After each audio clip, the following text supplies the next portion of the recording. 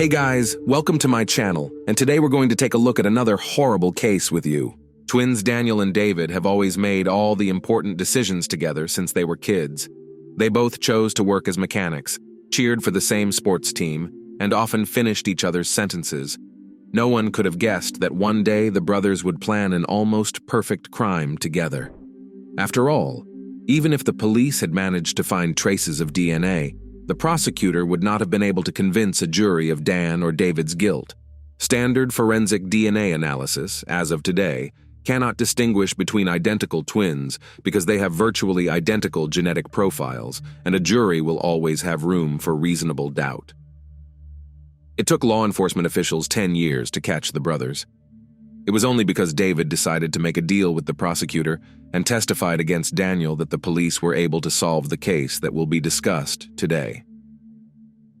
On July 22, 2003, the car of her husband, with whom the 30-year-old woman was in the process of divorce, drove up to the house of Heather's parents. The final divorce hearing was only a week away. The man got out of the car with a huge bouquet of flowers and a card with a touching picture, heading toward the house, hoping that he would still be able to reconcile and avoid divorce. The reason to keep the marriage alive was not because of his great love for his spouse or his desire to keep the family cozy. Daniel realized the court decision to pay alimony will not leave money for his usual life. Perhaps he even lost the house.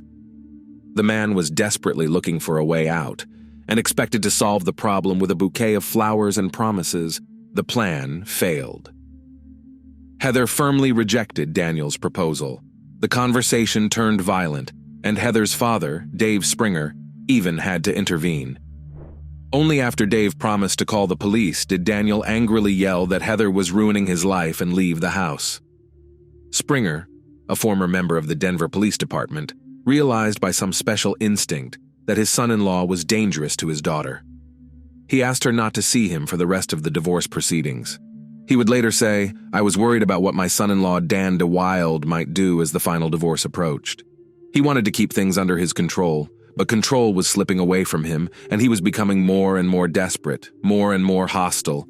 I told Heather not to date him, and I didn't think she would, but she did. 2 days later, Dan called Heather and offered to pick up the children's medical records and a signed child support check. Initially, the now almost ex-spouses agreed to meet at McDonald's.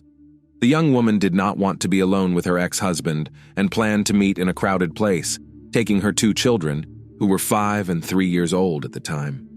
She didn't say anything to the father, alerting only the mother to the meeting. Obviously, something went wrong. The plan changed, or she originally named the nearest fast food restaurant as the meeting place to appease her mother. But Heather went not to McDonald's, but to Daniel's home in Edgewater, Colorado, where he lived at the time with his identical twin brother David and David's then-girlfriend Roseanne. Heather felt that in the presence of the children, Jacob and Hannah, their father would not be aggressive, and he was not alone at home. And then the young woman disappeared. She was never seen alive again. Heather Springer was born on April 21, 1973 in Arvada, Colorado. The head of the household, David Springer, who worked for the Denver Police Department, was respected by his colleagues and was highly regarded as a professional in his field. The man did everything possible to make sure that his beloved wife Carol, Heather, and her 2 older sisters Rebecca and Jennifer, nothing needed. The family had a friendly, warm atmosphere of mutual understanding. For her sisters, their father was a model of masculinity, responsibility, and care. In her youth, Heather tried to build relationships with her peers, but nothing much came out. When she met Dan DeWilde, who was 10 years older than her, she saw in him an adult, responsible, caring man, and felt as calm and safe as with her father. Daniel, being a mature man, was winning in Heather's eyes compared to his peers. The 23-year-old young woman fell in love without looking back. The couple began dating in 1996, and a year later, Dan made an offer, which Heather gladly accepted. She grew up in a family where her father, due to his professional activities, always showed control, and the same quality in the groom she automatically considered a manifestation of love and protection. Unfortunately, she was mistaken. The young couple moved to the town of Edgewater, Colorado, where Dan owned a home. 2 children were born to the DeWilde family, Hannah and Jacob. Heather devoted herself completely to her daughter and son, doing the household chores. Dan, as the main breadwinner of the family, worked as a mechanic in the transportation department. However, in family life was not all cloudless. Gradually, the young woman realized that Dan's excessive control is not a manifestation of care and love. Over time, he only became more overwhelming and restrictive. Dreams of a happy union did not materialize. After 5 years of marriage in 2002, Heather began to complain to her parents about her husband. She said that she was tired of Dan's constant control. It was simply unbearable to live with him in the same house. A year later, in the spring of 2003, the young woman informed Dan that she wanted a divorce. She packed her things and moved with her children to her parents' house in Arvada. Dan reacted very negatively to her still legal spouse's actions and even threatened her, which only strengthened her decision to protect her interests and those of her children. She filed for divorce, sought custody of the children, and had her husband pay child support. The situation became stressful for Daniel because he was not prepared for the additional considerable financial obligations. He was afraid that he would not be able to pay the bills and would likely lose his home. In early summer, his brother David came to Dan's aid along with his roommate Roseanne to provide support and help with the difficult situation. Dan and David DeWilde, identical twins with only a 1.5-minute difference in age, have been inseparable all their lives, helping each other, constantly keeping in touch. Friends of the twins noted that Dan always acted as a leader, making key decisions, while David preferred to stay in the shadow of his brother and occupy secondary positions. After arriving, David started working as a mechanic at the same place where Dan worked and gave a significant amount of money to his brother to pay the house bills. It was David who suggested that Dan try to prevent a final divorce and supported his idea of going to see Heather on July 22, 2003. The trip, as is already known, ended in failure and almost calling the police. The brothers then devised a new plan, inviting Heather to their home on July 24th. The distance from Heather's parents' house and to the nearest McDonald's was only a few kilometers. The daughter, who had only gone to pick up her papers, should have returned long ago. When an hour passed, Heather's mom, Carol Springer, became concerned. Her daughter wasn't picking up her cell phone, and Carol called her son-in-law to find out where Heather was. Dan reported that she had arrived at his house, left the kids, and drove off in her car to the store. All of this seemed alarming to Carol, since she knew her daughter's wallet and credit cards were left at home. She couldn't go shopping without the money and cards, and she certainly would never leave her grandchildren with Dan. Freezing with a bad feeling, an agitated Carol dialed Dave's number and told him who their daughter had gone to see and when. Dave Springer immediately went to his former son-in-law's house. Heather wasn't there, and her car was nowhere to be found either. Dan still maintained that Heather had gone away on her own business, leaving the children with him, and should be back soon. The grandchildren couldn't tell their grandparents where their mom was or where she had gone. Dave called the emergency services. With his experience as a police officer, he sensed that his daughter was in trouble. Soon, patrol officers arrived at Dan DeWilde's house. The officers inspected the area near the house and the house itself, which Dan allowed to enter, but found nothing suspicious outside or inside, then left. The only thing the officers were able to find out was that the medical records Heather had come for were at Dan's house, and the child support check was still unsigned. Dave Springer got behind the wheel of his auto and began driving the city streets, hoping to find his daughter alive. Passing intersections, he stopped his gaze on passers-by, looked at the faces of women, interviewed local residents, but the search was fruitless. The next morning, July 25th, Heather DeWilde was officially reported missing. Detective Mark Kreider of the Denver Police Department joined the search for the woman. The detective took Dave's suspicions seriously. No one believed that Heather simply decided to run away on vacation from her family. Already after the trial, Kreider told reporters, "Dave was obviously extremely concerned. The case was unusual because the daughter of a Denver police officer was missing, and that personalized the situation a little bit." Mark Kreider's first stop was the DeWilde home. The detective arrived at the address, rang the doorbell.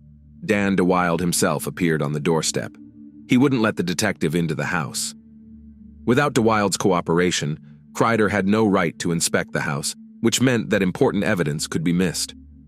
The detective asked what the reason for the refusal was, and why DeWilde was unwilling to help the investigation if things were as he said they were. Dan replied that he had a personal attorney and would only answer questions in his presence. At that moment, David, Dan's twin, drove up to the house. Dan immediately called out to his brother, telling him not to engage in conversation with the detective. As Kreider watched, he realized that Heather's father was right. Daniel DeWilde was hiding something. Why did he hire a lawyer if Heather just got tired of the family and left? He's not at all worried about the woman or looking for her, even though he swore his love for her a few days ago. Everything seemed as strange as possible, but the detective couldn't do anything without a warrant, and he had to leave. By the time police obtained a search warrant for DeWilde's home, Heather had been missing for 6 days. Inside the home, Kreider said, the task force found no evidence of a crime weapon, nor was there any indication that Heather had been in the house. But investigators soon learned that on the day the young woman disappeared, David drove his Chevrolet car to an auto repair shop about 15 miles from the house. Why would David drive that far when the twins worked for the transportation department as mechanics and could have handled the car repairs themselves? Kreider got a warrant to look at the Chevrolet. Detectives speculated that perhaps Heather was dead, and David had managed to hide her body away from home. To conduct an inspection of the car, they brought in specially trained dogs that reacted to the odor of a decomposing body. While checking David's car, the dogs began barking near the driver's side rear side door, indicating that Heather's body may have been in the car for some time. Detective Kreider met and spoke with David and described the search dog's reactions. At one point, the detective, looking directly into David's eyes, asked, "Did you kill Heather?" The man lowered his head and you could see how nervous he was. The man said he needed to talk to his lawyer and left. After talking to David, the detective had no doubt that both twin brothers were involved in Heather's disappearance. A day after receiving news that the dog smelled decomposition, David and Roseanne married, solidifying the police's suspicions. Roseanne later revealed that it happened so suddenly, just in case, because spouses are not required to testify against each other. Then, on August 4th, 2003, 2 weeks after Heather's disappearance, police found a white Nissan Sentra belonging to the missing Heather in the parking lot of an apartment complex in Wheat Ridge, Colorado, about 5 miles from Dan's home. According to locals, the car had been parked there for several days, with the passenger side window completely open. Detectives spent all day scrutinizing the car. It appeared so clean that there was no evidence that even Heather had ever ridden in it. We found no evidence of Heather's DNA inside or outside the car. We also found no fingerprints or anything else that would indicate that Heather had used the vehicle, the expert explained to Detective Kreider. Apparently, the perpetrator or perpetrators were careful and wiped out all traces qualitatively.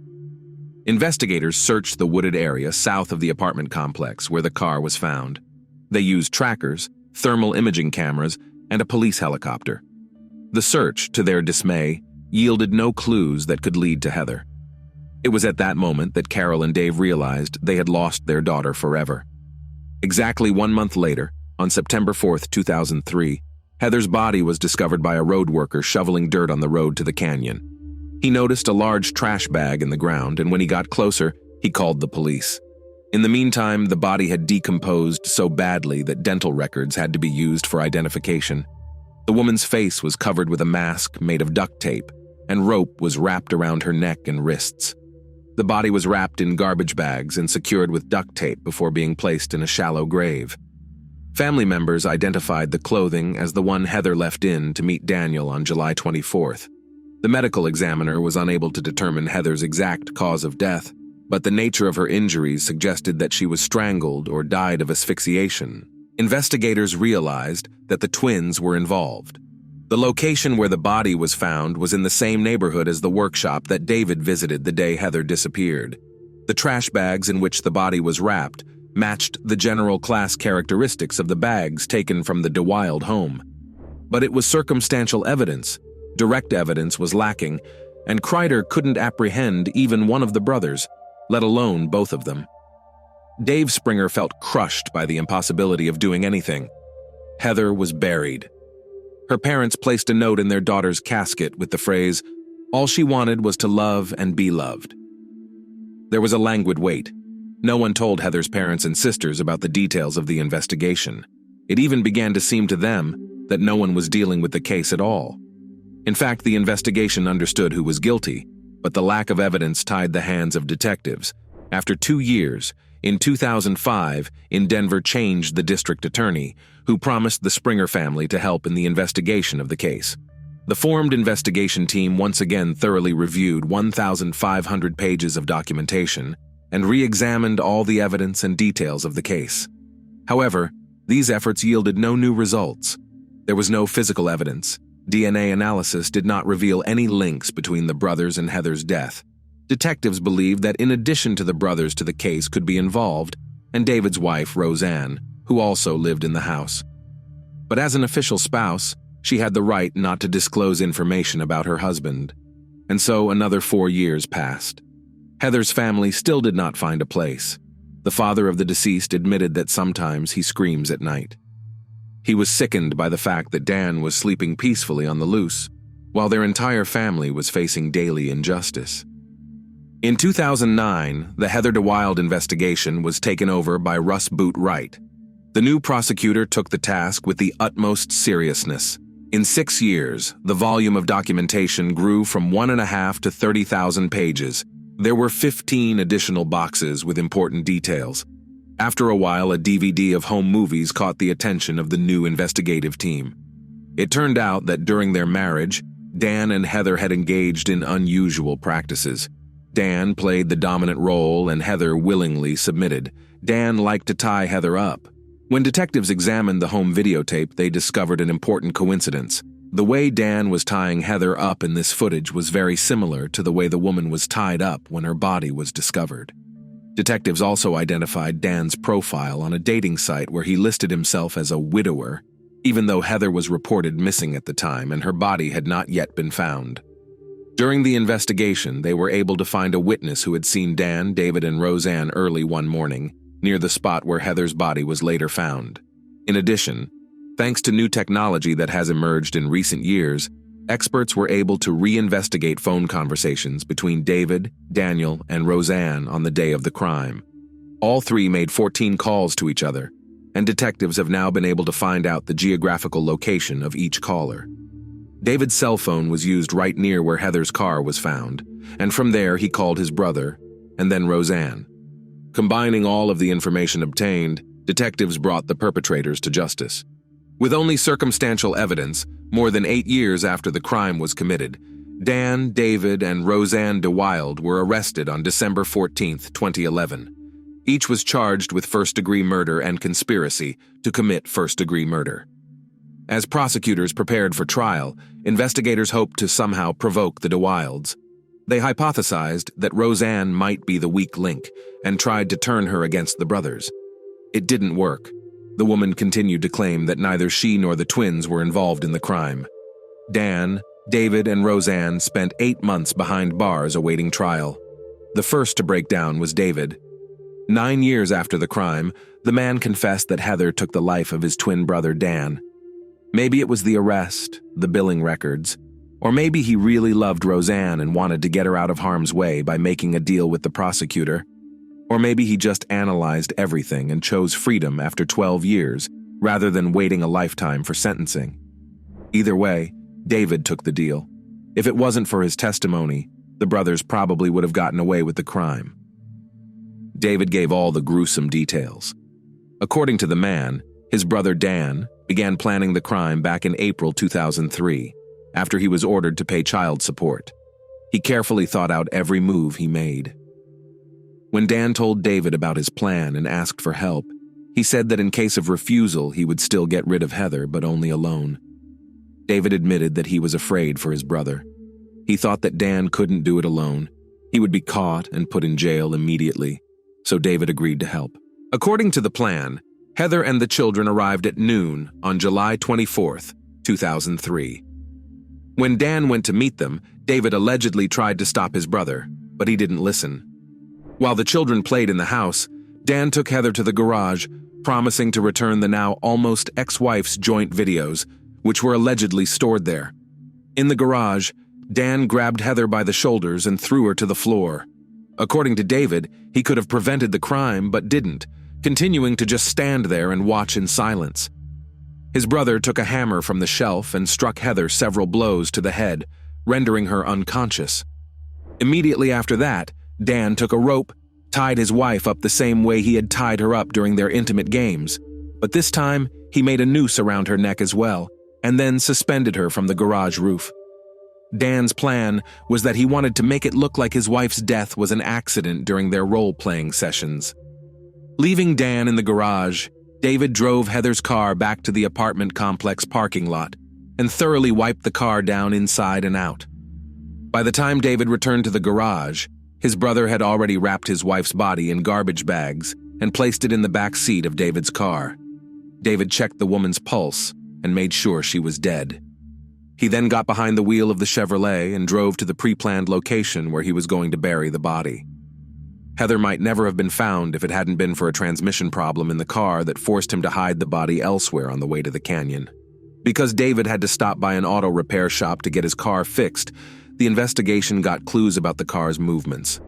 When asked by the investigators how the brothers managed to get rid of all the evidence so professionally, David said that they regularly watched crime programs on TV, and they gave a lot of information on these issues. For example, they used double gloves to leave no traces. David DeWilde had to take a polygraph to confirm the veracity of his testimony. After the test, prosecutors offered him a deal. David pleaded guilty to conspiracy to commit second-degree murder and received 12 years instead of life in prison. In November 2012, Daniel's trial began at the Jefferson County Courthouse. David testified, blamed the crime entirely on his brother, rehabilitated his wife Roseanne through his testimony, apologized for all the pain he had caused to Heather's family, and received 12 years. Daniel pleaded not guilty and continued to insist he did not know where Heather went after she allegedly left the house. His defense claimed that Heather took his brother David's life. After all, by his own admission, he was the one who disposed of the car and the body. But the jury didn't believe that version. They found Daniel guilty of conspiracy to commit a first-degree felony, but couldn't decide if he actually did it. Because of this, the judge set a new trial date. Just a month later, fearing he would end up in prison with no chance of parole, Dan accepted a plea deal, pleaded guilty to a second-degree felony, and waived his right to appeal. He was sentenced to 74 years in prison, which he continues to serve in Colorado State Prison. He will become eligible for parole in May 2045. His mandatory release year is 2084, when he will be over 100 years old. Daniel DeWilde will likely not live to see that date. After the trial, prosecutor Raz Boot Wright said at a press conference, "Looking at the dynamics of what happened, it's pretty clear that Daniel set David up. He was in control of the situation. As for Mary Roseanne DeWilde, we ultimately concluded that her knowledge of the events was less than previously thought. The case against her is dismissed as there is no reasonable likelihood of her conviction at trial.